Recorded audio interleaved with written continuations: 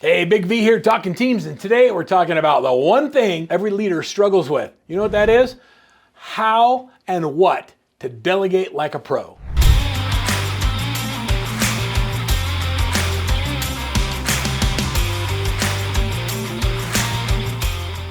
I'm going to start by telling a story. I think about what it is we can let go of. The reason why people delegate or don't delegate is usually because they don't have a choice. So when I give something away as a leader, as a young leader, I remember thinking, okay, I got to get this done, but I don't have time to do it, so I'm going to let somebody else do it. And then I give it to them, but I don't give them enough information and they screw it up.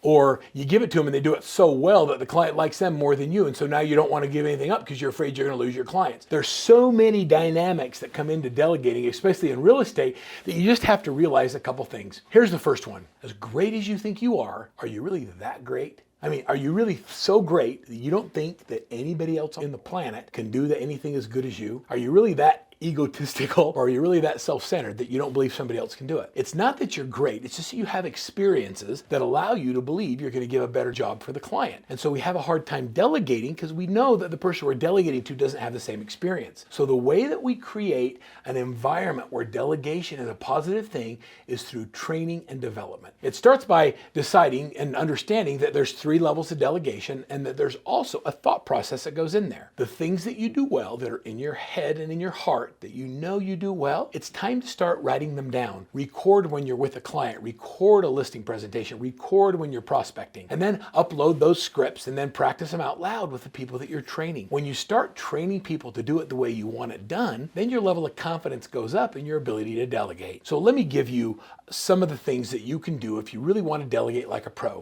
The first thing I'm going to talk about is I'm going to talk about the 3 levels of delegation. The first level is I've hired somebody new and I just want them to do specific tasks. So I'm going to tell them exactly what I want them to do and I expect them to do it the way that I told them. That's level number 1. Here's what to do, here's how to do it, now go do it and show me that it's done. In every level of delegation, there's always a return and report to close the feedback loop. When the feedback loops are left open, oftentimes leaders will then go do the task again, doubling the effort, which makes no sense.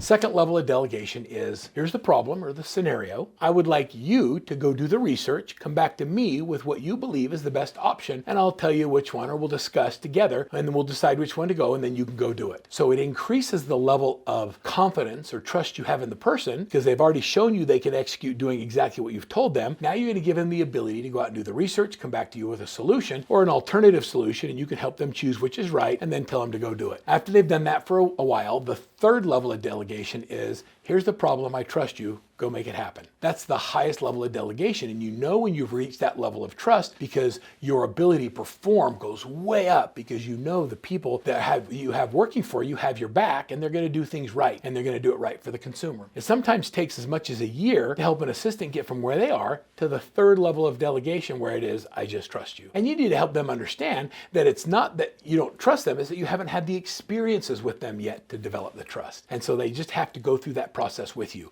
in learning how to do it. The next thing is you have to identify which tasks should and should not be delegated. Not everything should be delegated. Well, actually, here's how I really feel about that. I think everything should be outsourced. The only things you shouldn't outsource are your spouse, because that's not a good thing to outsource. I don't mow my own lawn. I don't change my own oil. I don't put buyers in my car and drive them around, and I don't do my own administrative tasks. Now, it's not because I can't do them. It's just that I found that the highest return on my time is spent going after listings or leading my team or doing marketing or doing people development. If I spend my time doing the things that give me the highest return and everything else gets delegated. Some people love working in the yard. They love getting their fingers dirty. I just don't. And so I delegate that. One year I gave my wife a home cook for Christmas and she said to me, I just hate cooking.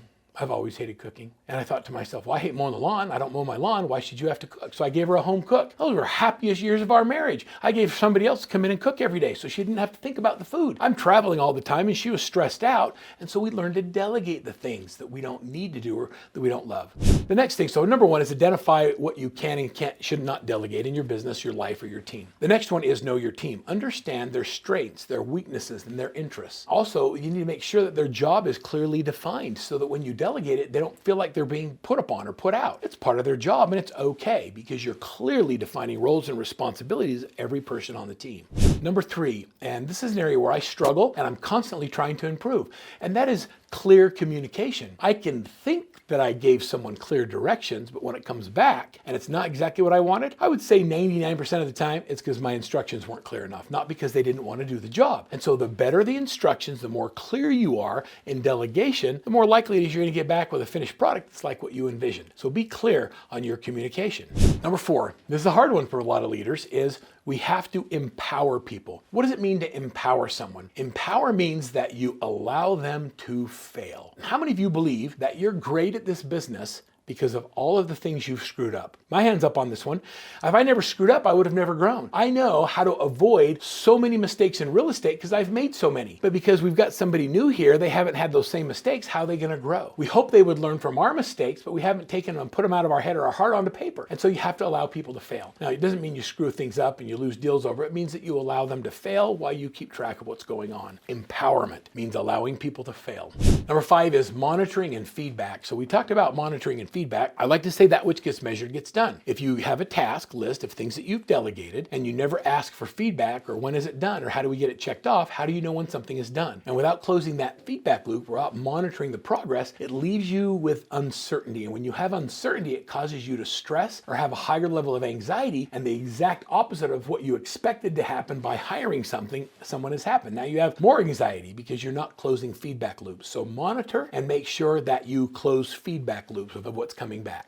Number 6 is a big one. This is recognize and reward.